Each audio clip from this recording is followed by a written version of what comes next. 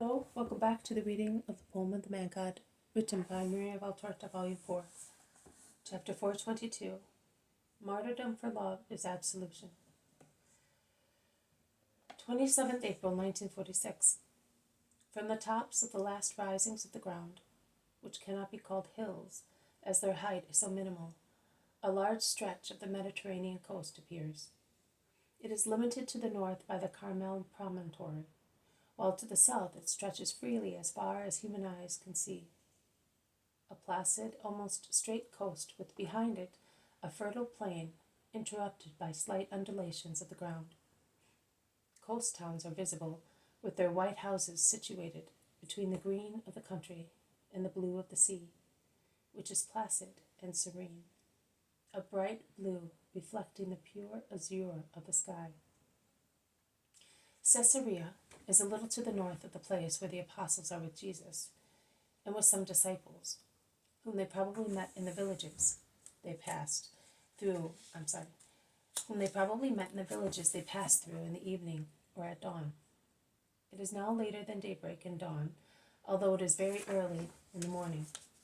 In those beautiful hours of summer mornings, when the sky, after rosy dawn, becomes again blue, the air is fresh and clear, and fresh is the country. No sail appears on the sea.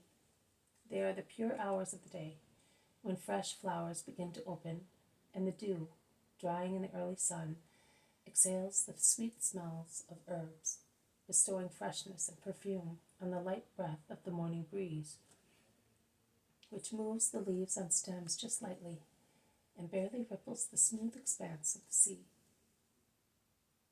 The town appears stretched along the shore, as beautiful as every place where Roman refinement has settled. Thermal baths and marble buildings exhibit their whiteness like solid blocks of snow in the districts closer to the sea, overlooked by a tall, white, square tower near the harbor, perhaps a castrum or a lookout post.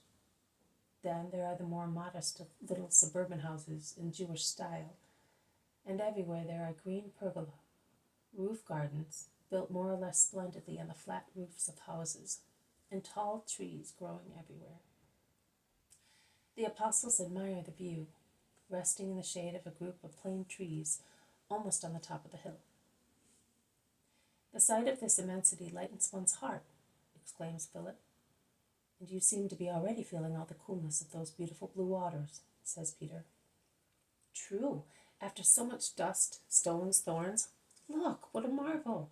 How fresh and peaceful." "The sea always brings peace," remarks James of Alphaeus. "Except when it slaps your face and whirls you in the boat around like tops in the hymns of boys," replies Matthew, who probably remembers being seasick. "Master, I think of all the words of our psalmists, of the book of Job, of the words of the wisdom books, where the power of God is celebrated. And I do not know why. The thoughts coming from what I see make me feel that we shall be elevated to perfect beauty on a blue, bright purity thus, if we are just until the end in the great gathering in your eternal triumph, the one which you describe to us, and which will be the end of evil. And I seem to be seeing this azure immensity, peopled with bright risen bodies, and you, shining more than 1,000 suns, in the middle of the blessed souls. And no more sorrow, tears, insults, disparagement like yesterday evenings. And peace, peace, peace. But when will evil stop being harmful? Will it perhaps blunt its arrows against your sacrifice?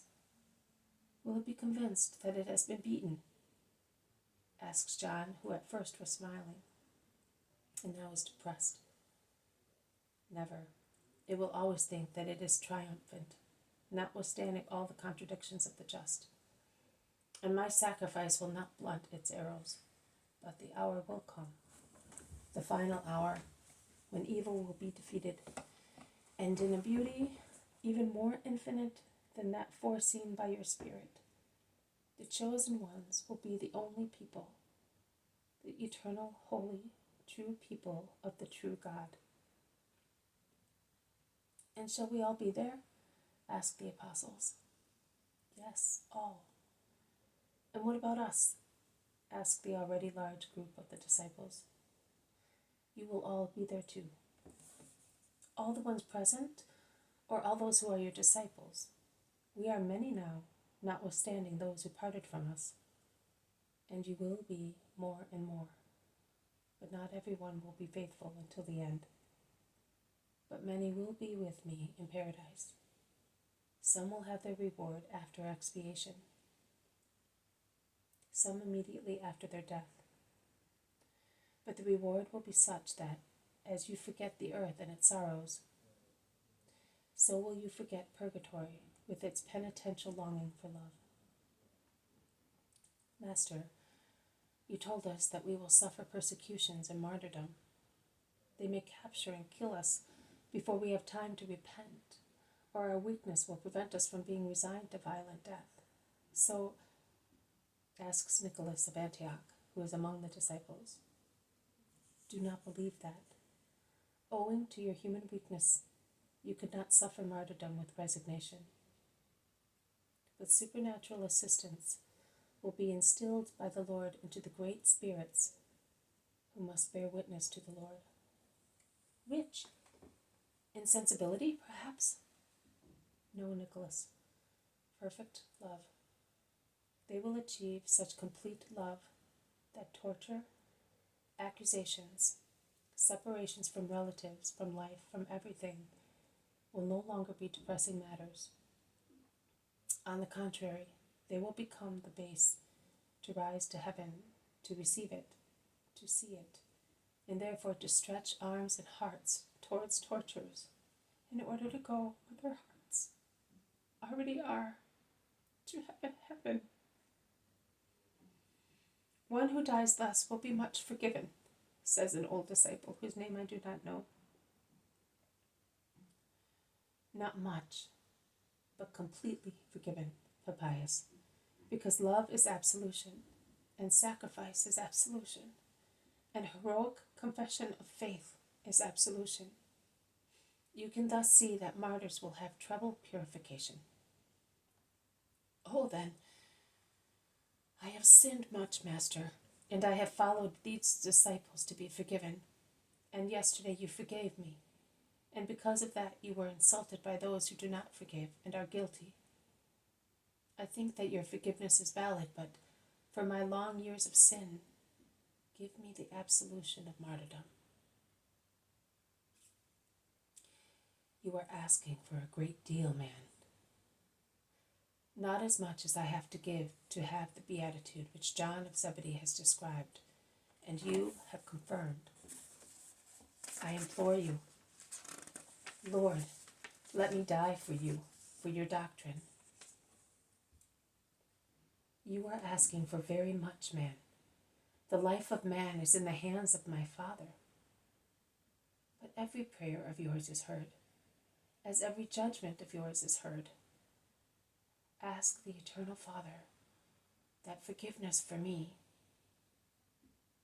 The man is on his knees at the feet of Jesus, who looks him in the eye and then says, and do you not think that it is martyrdom to live when the world has lost all attraction and the heart yearns for heaven, and to live to teach other people to love, and to become acquainted with the disappointments of the Master, and to persevere tirelessly to save souls to the Master?